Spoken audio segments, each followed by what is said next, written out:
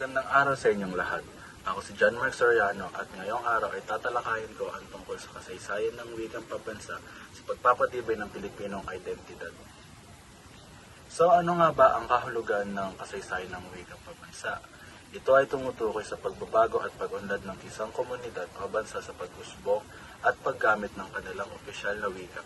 Naglalarawan nito kung paano nagbago ang anyo, gamit at impluwensya ng wikang sa paglipas ng panahon. Kung paano ang wika ay naka-impluwensya sa lipunan at kultura ng ating bansa. Samantala, ang pagpapatibay ng identidad ay nangangahulugang may pagsisikap o hakbang na ginagawa upang mapalalim ang pagkakakilanlan ng mga Pilipinong mamamayan sa kanilang kasaysayan, kultura, tradisyon, wika at iba pang aspeto ng pagiging isang Pilipino. Sa kabuuan, ang pag-unawa at pag-aaral sa kasaysayan ng wikang pambansa ay isang hakbang sa pagpapatibay ng Pilipinong identidad dahil ito ay nagpapakita kung paano na itaguyod ang pagkakakilanlan ng mga mamamayan ng wikang bilang bahagi ng kasaysayan at kultura.